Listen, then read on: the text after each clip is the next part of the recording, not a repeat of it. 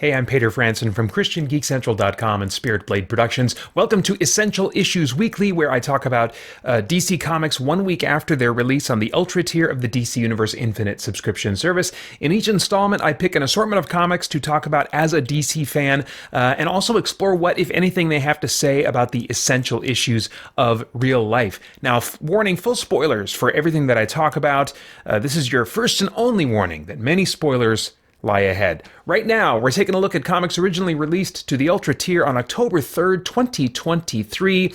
First from that group, I've chosen Birds of Prey #1, originally published on September 5th, 2023, and I recently have become a fan of the Gail Simone series, obviously coming really late to that party, but that's probably the most historically successful iteration of the Birds of Prey series, and I've been revisiting that, really enjoying it a ton, because I just love Gail Simone's writing. So when I saw this, I was like, oh man, well, let's see what's going on here. It's a new #1 for Birds of Prey, and I can't get into it. Probably the biggest thing that I'm having trouble with is the art style, which seems very intentionally to be a sort of 1960s, 1970s pencil art style, and even the coloring kind of has an older vibe to it. Sometimes there's even a little bit of bleeding of colors from, it just looks like it's extremely dated, and I suspect this is done to appeal to a certain part of the market, maybe a non-traditional part of the market. I don't know. But the one thing that I'll say that I like about this art style and just the general visual approach is, with a cast of female characters, not one of them ever feels objectified to me. And as much as I'm enjoying the Gail Simone run, I'm looking at the art in that, I'm like, man, they're really objectifying the female form recurringly throughout this book, and that is just not at all happening here. Part of that is the composition of the panels and what the focus is, the camera angles, if you will, and kind of like where the focus is.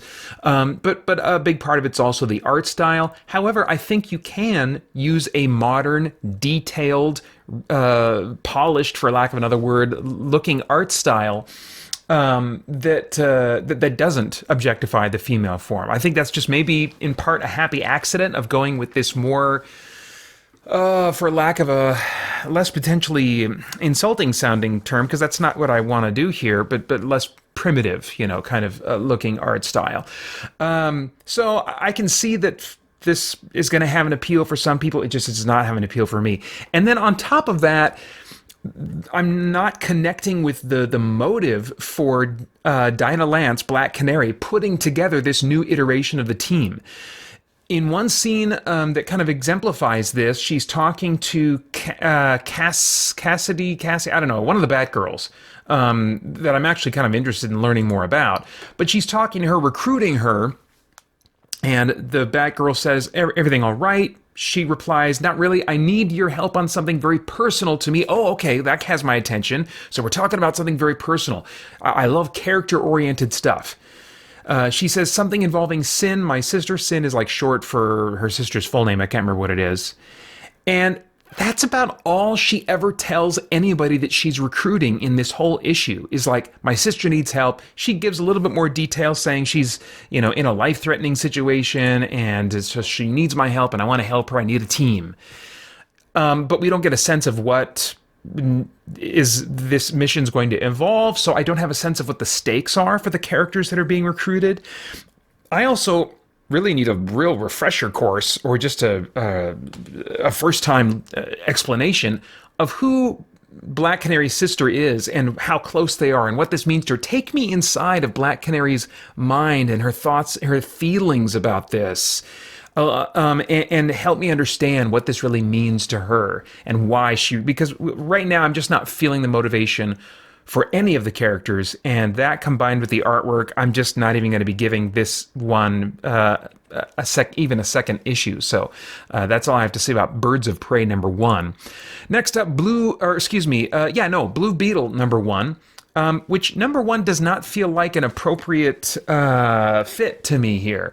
I did follow this iteration of Blue Beetle, the kind of sci-fi space alien version that the recent movie was based on. I watched that origin story play out back in the day as a crossover to the Infinite Crisis storyline. And I was really interested in following that book for a while. Eventually, I lost interest. I can't remember exactly why. Maybe just something going on in the story.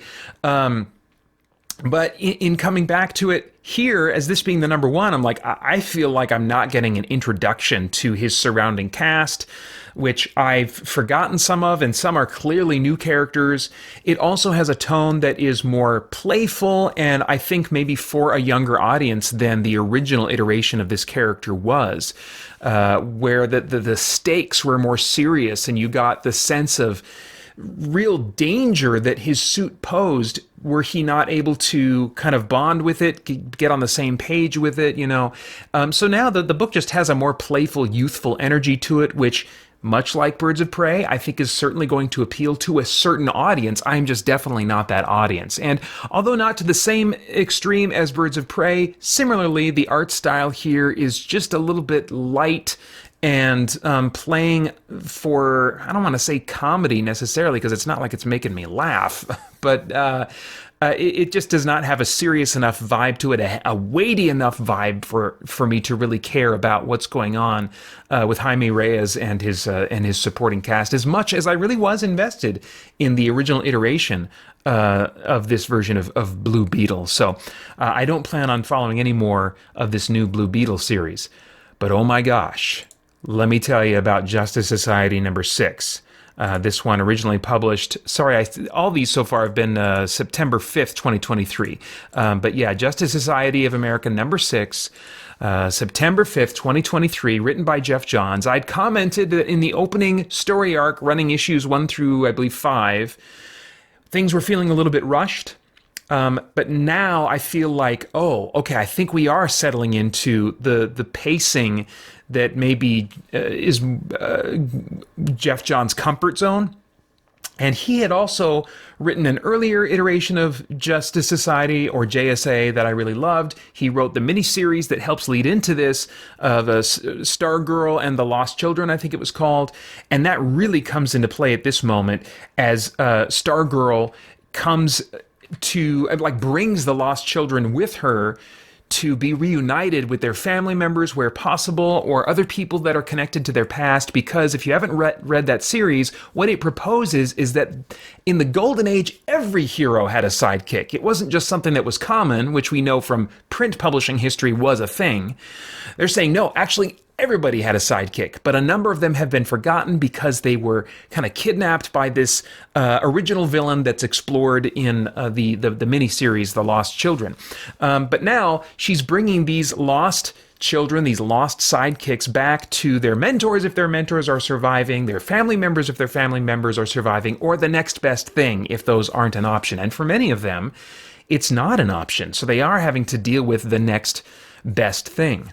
But one thing I love about this big splash page that reintroduces, I should say, Stargirl and the Lost Children, is that in the little opening synopsis, as DC does with a number of their comics, there'll be a big page that, near the beginning of an issue, that has a short paragraph that gives a quick rundown of what this character, what this team is all about. And they do that here with Justice Society of America, saying, during the days of World War II, a group of costumed mystery men gathered to form the first and greatest superhero team of all time.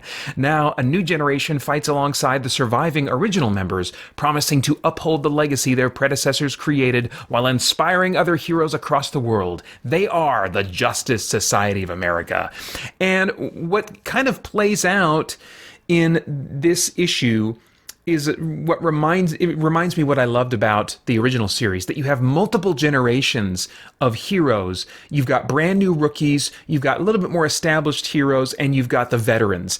And each generation is kind of learning from the generation above them, with the exception of the older generation that's kind of passing on wisdom to the younger generations. And I just love that, because I think that so often we can, in entertainment especially, get focused on those that are youthful, those that are in their 30s, 20s, teens, and anybody above that, is just kind of forgotten or relegated to being irrelevant or not in with the times, or stuck in the past, things like that. And understand that even though I'm 45, this isn't just a new feeling that I've had. Since reading these comics in my 20s, I felt like, man, yes, we need the older generation represented that can pass down wisdom to the younger generation. So yeah, I just love what looks like a return to that kind of vibe and intention for the Justice Society of America series. Speaking of returns, we have the quote-unquote return of Judy Garrick, who is said to be the long-lost and forgotten daughter of Jay Garrick, the original Flash, and his wife. And similarly to when Wally came back out of being lost in the time stream, once Judy is reunited with her father, there's like a spark that kicks off a flood of memories where he remembers for the first time this life that he had, this daughter that he and his wife had that he had completely forgotten about. All the memories come flooding back. And so certainly it's a bunch of retconning going on here. But man, it creates such a beautiful, moving moment for this man to be reunited with the daughter that up until now he forgot he ever had. Contrast that with Helena Wayne, who is he comes from the future. She is the future daughter of Bruce Wayne and Selina Kyle. And she is stuck, stranded here, has no timeline of her own to return to, so just has to make do in present day.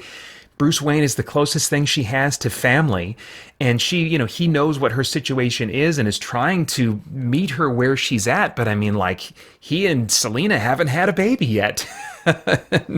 And this is a grown woman that he is kind of the quote-unquote father of, but not really, not yet. So it's an interesting dynamic that they are trying to navigate, and I just love the tension of that, because as unrealistic as it is, it like so many things in sci-fi and other wildly imaginative genres, it is using a wild, unrealistic scenario to connect on a deeper heart level with something that is more relatable that we can understand, such as the fact that relationships between parents and children can be cold and disconnected. And I think that's part of what's being represented here in this, clearly unrealistic scenario. If you couldn't tell already from my descriptions here, Johns is setting up a bunch of very character-driven storytelling. It's character-driven story beats that I'm hoping will be part of all the crazy cosmic stuff that will no doubt be going on as well.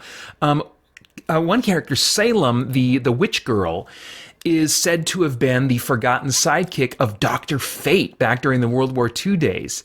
And I was like not sure what I thought of her green skin and carrying around a broomstick, and like, I don't know if this is going to feel cheesy or what, but leave it to Geoff Johns to give me a character hook that really gets my attention. She is really abrasive and rude to people, and the new Dr. Fate, who's actually about her age, kind of like a 20-something, maybe even a teen, I can't remember his name is, I think, when I say Khalid maybe is his name, but anyway, he is like, what is up with your abrasiveness? He's like, you don't have to be so rude. She says, actually, I do. Kent, the original Dr. Fate, knew that, and he knew why. And she goes on to say, I was cursed by the witches of Limbo Town when I left. Anyone gets too close to me, they get hurt. Dr. Fate was in the middle of trying to free me from my curse, and now he's dead. So she's got this curse where if anyone gets too close to her, something horrible happens to them. And so she is motivated out of concern for others to be a jerk and to keep people at arm's length. And man, I think if we sat for just a few minutes, we could think of some interesting parallels to more relatable circumstances. But I just love this. I love just how tragic and sad this is, that there's something in her that makes her feel like she is not safe for others. She has to keep them to arm's length, doesn't want anyone to even try to help her. Oh my gosh, if that doesn't connect with so many people's real feelings and real experiences, I don't know what to tell you. So yeah, Salem and the Witch Girl's definitely going to be a character that I'll have my eye on and probably will be feeling for in some surprising ways. Then you've got Cherry Bomb, who is the forgotten sidekick of the Human Bomb, who, if you're not familiar with that character, he has this big, bulky, white, like hazmat-looking suit on that keeps him quarantined from anything else that he might touch, because he just makes things explode by having contact with them. And every time I've seen that character, he just seems pretty content. They don't really dive into his psychology that I've ever seen before. Like, he seems pretty content or adjusted to the fact that he's stuck in this suit for his whole life, but Cherry Bomb, in a similar situation, is absolutely not. She is a tragic character that really wants to get out of this suit and is trying to get help from Dr. Midnight to that end. And I'm just like, oh man, so much great potential for storytelling here. This girl that obviously wants to be able to have a normal life and relational connection with others, but she has this tragic situation that is keeping her, similar to Witch Girl, but in different ways, apart from relationships with other people. As a fan, I am happy to see that Ted Grant, the original Wildcat, is back. They had replaced him with Yolanda Montez, which I was open to as long as she was going to be written in a way that was interesting, which I think they had been doing, but for some reason she's absent. They're acknowledging that. Ted's like, hey, where's Yolanda? So maybe there'll be room for both of them. There's certainly, over the years in DC Comics that I've enjoyed, room for more than one iteration of a character to actually be partnering side by side. It's certainly the case in The Flash. It's been the case in recent years with Blue Beetle, although I haven't read much of that. And so I'm certainly open to it being the case here with Wildcat. But I am glad that Ted Grant is back, because he's such a grizzled, good-hearted guy that, and I think helps that older generation be represented more. So I hope that Ted Grant stays in play, and also that they maybe tease and flirt with his 9 lives that they have not only suggested, but shown that he does actually have. He's lost at least 2 or 3 of them at this point. So I like that coming to play as kind of like a single, very selectively usable superpower that Ted Grant has when he's otherwise basically just the world's greatest boxer. Anyway, I could go on talking about other characters that are intriguing me. Ladybug, she has lost her parents. Her parents have grown old and died, and I think her reaction could be a little bit more emotionally intense. When she does start tearing up, she is sad for her parents and says, my poor parents, they never knew what happened to me. And I can understand someone feeling that way. It's hard to tell from the art how old she's supposed to be, but she's shorter than Stargirl, so that makes me think that she is maybe junior high age or elementary age. It's hard to know exactly, but I would think that even if she was a high school or 20 something, that she would be crying and distraught over the fact that her parents are dead, but at least we're seeing here that they are going to be dealing with that emotion of her parents not being around anymore. And then also there's a character that apparently is an ancestor of John Henry Irons, who similarly, as part of his superhero vigilante shtick, carries around a giant hammer. So I'm interested in seeing how they explore that. And I can only imagine that issues of racism are going to come into play. He comes from just a different time period in American history. Even just separated by a few decades, a lot has changed. Even though racism is still very much an issue today, it's just taking different forms. And so I imagine that that's going to be explored in some ways with this character. And there's just several of these sidekicks that they don't get into as much that I'm looking forward to them exploring more in the future. And they're certainly teasing that will be the case. The issue ends then with Huntress and Power Girl, or Kara Zor-El. Kara from Earth 1 or something like that. But she's gone by Power Girl for years. Anyway, they're kind of talking as though they have this long history together, but I'm confused because this Helena, unless we're talking about 2 different Helena Waynes now, I'm confused. Because originally with the New 52 reboot, these 2 characters came from Earth 2. But now I thought that the only Helena Wayne around was the one from the future. But now we cut to this scene, and this Helena Wayne, Huntress, is in costume, and I'm not sure if the Helena Wayne that was with Bruce Wayne earlier in this issue got into costume and now is having this scene here, or if this is the other Helena Wayne that actually is from Earth 2. So I'm still a little bit unclear on that, because they're talking as though they have a shared history, but the Helena Wayne that's recently been introduced from the future is a different Helena Wayne altogether. So, but they talk in the final moments here about recruiting some that are kind of known as villains in this time period, that eventually in the future, she does say that Yes. This is the Helen Wayne from the future, because she says, you and I already did this. The next generation of the Justice Society of America isn't only going to be made up of the young, but the redeemed. And then she lists some. The Harlequin's son, Gentleman Ghost, Ruby, and then the last one she mentions is Solomon Grundy, which is the one that they are apparently going to be looking to recruit next. And yeah, he's typically been a villain, even been on a team that I think is opposed to the Justice Society in particular, and they're looking to recruit him as a hero. He is, I think, a likely candidate to be someone that could be kind of converted into a hero. But anyway, I just love how this issue is showing, once again, how Justice Society as a property is ripe for exploring the various corners and all the historical facets of the DC universe, even with all the retconning that's gone on, even the retconning that's going on in this very issue. I love how it gives this sense of respect to history, to legacy, to the older generations, to what has come before. I just love it. And so I can't wait to get into the next issue of Justice Society of America. All right, I'm going a little long. I'll try to be faster here. Batman 137, published on September 5th, 2023. This is really getting now into the Gotham War setup in previous issues in the Bat universe, where Selina is trying to train hoodlums, get them away from violent crime with other villains in Gotham City, and instead train them to do non-violent heists.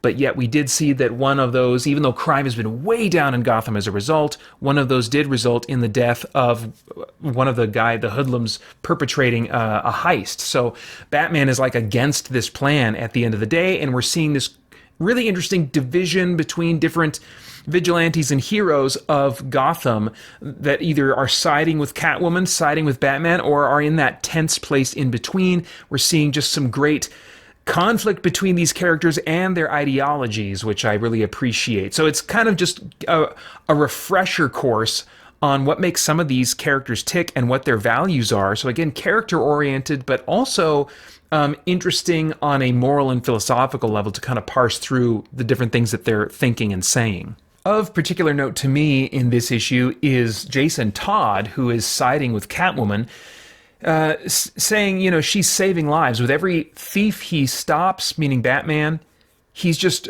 driving them back to their old ways. He's driving them to be henchmen, to violence. And then he says, which means he's responsible for that violence.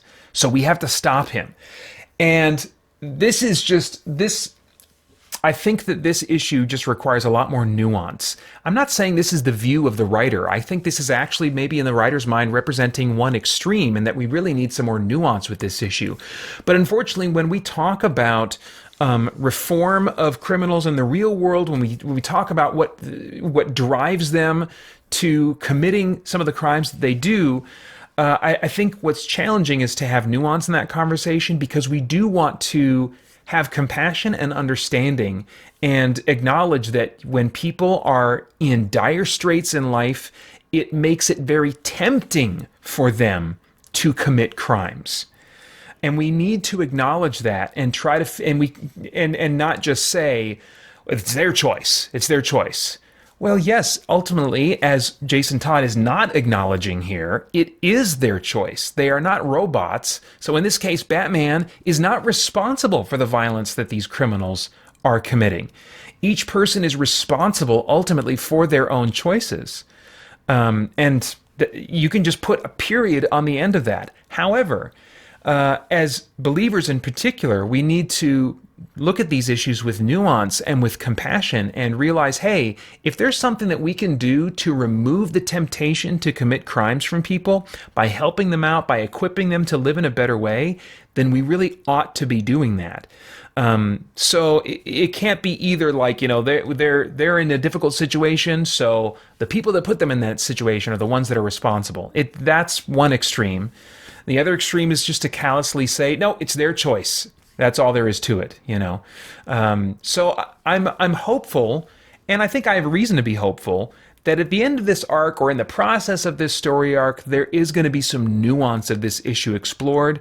And if that's the case, then I'm all the more glad that it is bringing these extremes right now to the forefront so that readers can see them and hopefully acknowledge at the end that if we have had kind of like an extreme view or an overly simplistic view of these kinds of issues, that they are issues that require nuance, and maybe in our real lives we'll be able to take some nuance with us into the way we think about and respond to these kinds of issues. Next up is City Boy number 4, published September 5th, 2023. I think I might be done with City Boy. I'm not sure.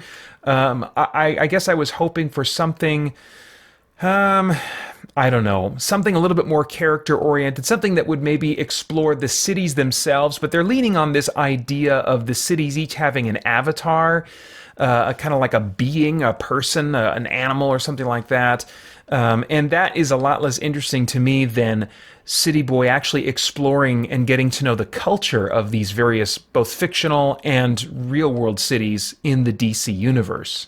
And coming back to the theme of nuance, I think nuance is required in a particular point in City Boy. Glorious Godfrey, which is a dark side, apocalypse villain, basically shows up looking a little bit like some kind of a preacher, maybe the type that uses liturgy, but like with lots of flowery colors. So oddly enough, like a liberal preacher of some kind. I'm not sure exactly what the vibe is that he's going for here, but he's trying to sway City Boy to see his viewpoint and get on board with what is ultimately, we know as readers, the apocalyptic agenda.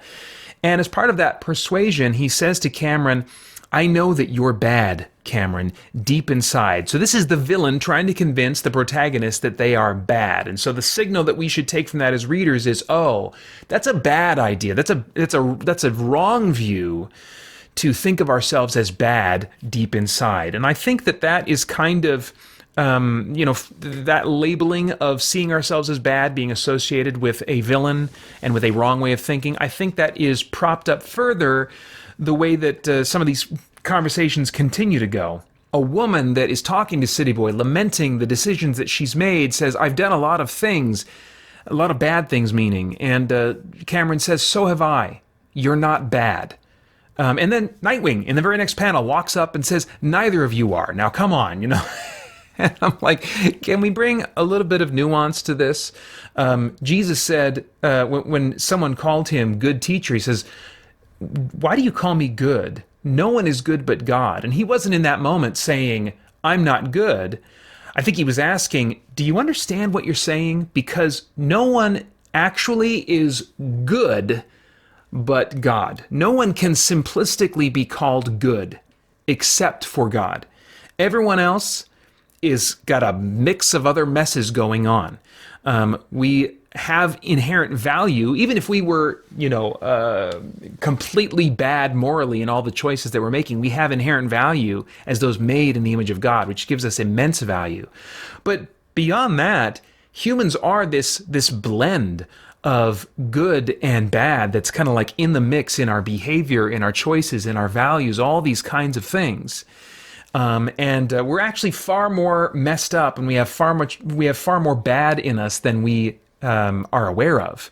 But by nature of being made to be moral beings that are interacting in the world in a moral way, we've got good going on in our lives as well. And so there's just so much more nuance that's required when describing humans in moral terms than to simply say, "You're bad," or "you're good," and it would be nice if comics would explore that a little bit more. Finally, Shazam number 3. I don't think I have all that much to say about this. They keep bringing in anthropomorphic animals, which I'm just having a lot of trouble with. But there is this interesting kind of plot with this conclave of Shazam made up of the what is it? The wisdom of Shazam, Shazam, wisdom of Shazam, or wisdom of Solomon, strength of Hercules, stamina of Atlas, blah, blah, blah.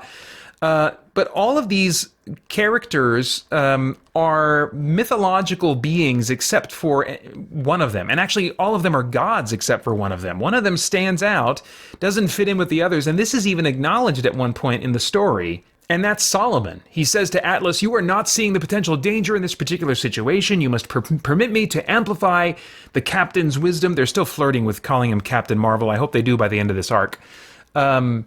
You must permit me to amplify the captain's wisdom before something goes terribly wrong.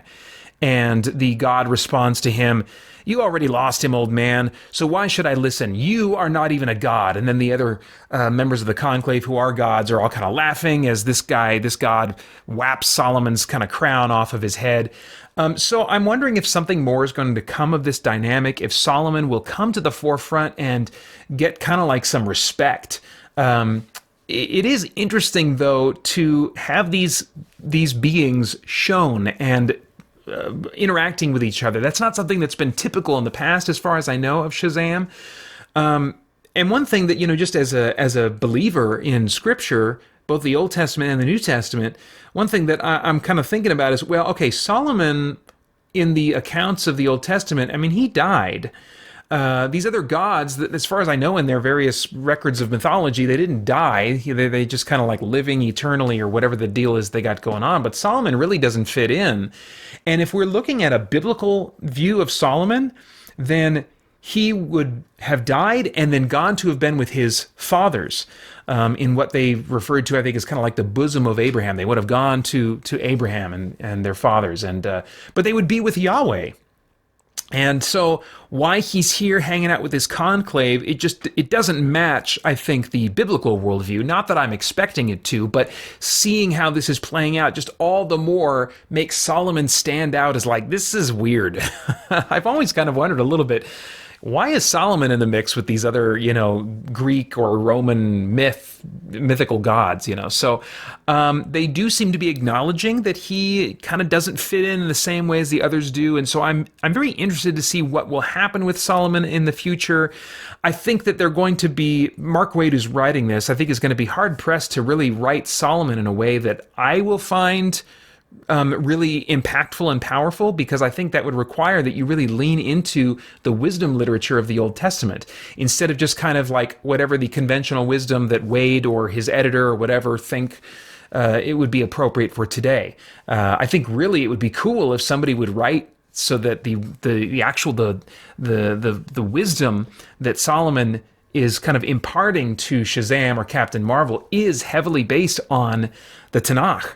And the wisdom literature, So I really doubt that's going to be the case. Nevertheless, I think potentially something is being teased here that will result in Solomon getting some particular shine in future issues.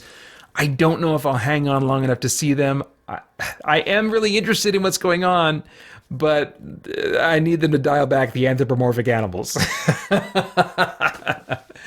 Anyway, those are all of my thoughts, I guess, on comic books for now. As always, I'd love to get your thoughts and reactions in the comments below. Remember to check out christiangeekcentral.com for tons more content. Thanks for watching. Bye-bye.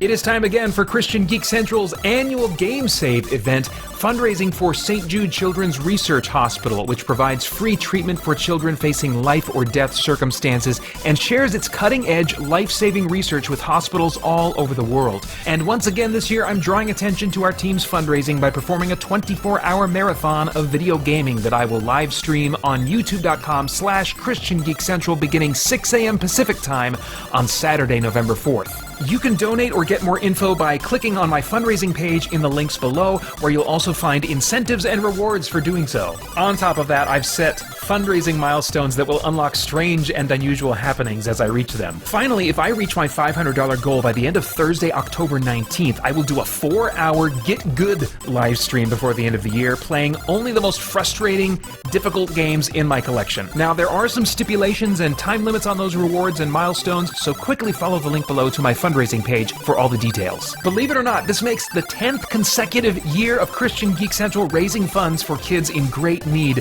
of medical care. I hope you'll be a part of helping me and the Christian Geek Central Game Save team do some good for some kids who really need it. And then please join me at youtube.com/Christian Geek Central for my 24-hour marathon starting at 6 a.m. Pacific on Saturday, November 4th. Hope to see you there.